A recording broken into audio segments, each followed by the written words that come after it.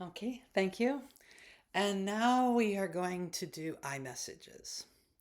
So, some of you may have already heard about iMessages or done them before, but I'd like you to come to this with like a beginner's mind, kind of a fresh start. This is a little different way of understanding and approaching iMessages. So, when we think about emotion, so when a situation brings up emotions that are persistent, that keep arising, um, when our mind goes into the part of the brain that thinks about emotion, we actually are outside the part of the brain that has words and analysis and chronology. And so it's very hard for us as people to actually speak or think clearly when we are having a lot of emotional feelings.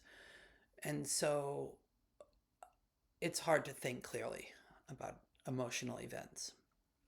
So this is a tool that we use now to help us unpack our own and give us a support, some scaffolding to try to think about emotions as they arise.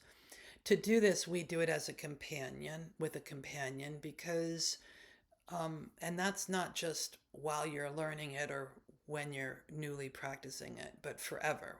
Anytime in your life, when you start to think about your emotions, your brain gets vague, you lose your concrete and specific, what was said, what was done, what actually happened, and you lose your sense of chronology. So it's really helpful to have a companion re- walking you through some of the steps. Um, so why don't we just go ahead and find a companion that you would like to that you feel comfortable with in talking about some emotional things, and go find a space that you're kind of away from each other, but you can still see and hear me. Okay, thank you. So look up here. So while we're doing this, remember to use all of your skills of good listening, good speaking. Also be good companions. Remember your friend is having feelings. You don't pick them up. Don't pick up the contagion of emotion. Stay relaxed and non-anxious in your core self. And remember that your friend is good and capable. You do not have to advise them. You do not have to figure them out or fix them.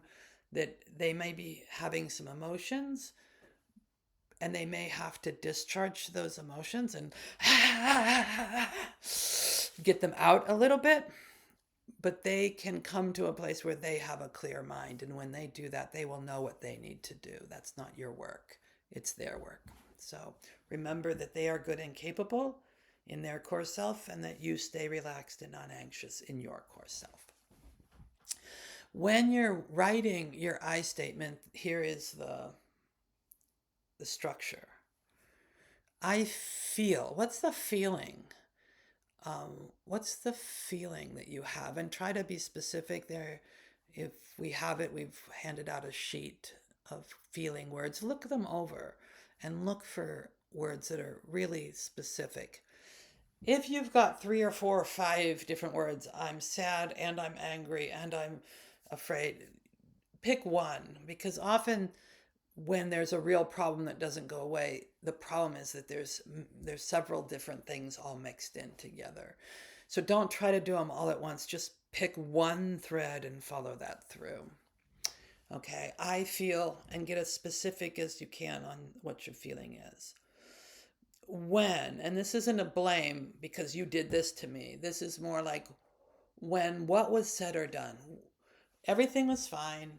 It was a normal day, and all of a sudden, this was said or done, and this feeling came up for me. So when this happened, or I heard this, and this is where the companion needs to help. When you came home and when I came home and I saw you were so lazy, is not a specific concrete action or word. So then the companion would help the person.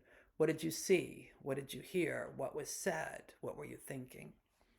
Okay, so I feel this when this, Because why? Why is that action or those words something to be have such big feelings about, right? Sometimes it's in it. They're not fair, they're not kind, they're hurtful, but sometimes it's actually that if that keeps going as a pattern, eventually there'll be other consequences. So, what are the consequences? I feel this when this is said or done because what are the real consequences? Either right now in this moment or eventually over time it could lead to. And what I need is, and think about what, you know, when I first, originally there wasn't, I didn't have the I need on it. We added that at one point and I was trying to fill them out and I'd be like, I don't know what I need, but I'm pissed off at you for not giving it to me. So, so sometimes we don't know what we need. And so that's something to think about. And in the need, try to, what's the specific actions or words that you need to hear or that you need to see or have done? Okay, so I want everybody to try to just go and you decide your own work pattern. You can both work on your own and then stop a minute, do a grounding, and then try to help each other. Or you can start with one person being the companion and one person writing and being the speaker and then switch roles. How you want to work is your choice. Okay? When someone has one that you think is you're done with and you don't mind sharing with the whole group, if you could raise your hand and we're all going to just freeze. It's going to be difficult because you're going to be in the middle of your work.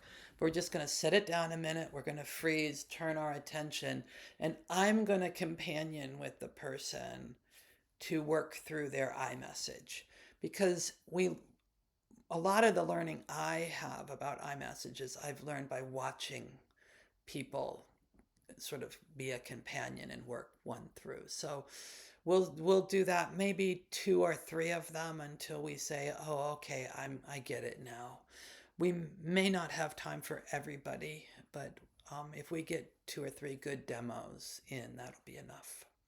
Okay, go, and when somebody has one that you're ready to stop and have the group look at, let me know. Just raise your hand. Okay, go. So tips to facilitators. Um, well, when somebody has a demo, make sure that you sit facing them, but in a way that other people are able to see and hear you. Don't kind of let your voice go too far down. Don't yell, but don't let your voice go too far down that people are struggling to hear because they will give up. So keep your head and your chin and your voice up because sound falls. So if you talk down here with somebody, it'll be harder for people out there to hear. If you sit back and keep your head up, your voice will travel farther. So I would look at somebody's and I would read the feeling. Often the feelings are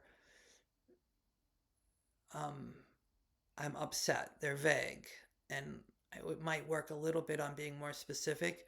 Often there's multiple feelings, and I have to work with them to say, well, let's just pick one. Which is the one that's most important to you, that you don't want to do without? Okay, let's just do that one.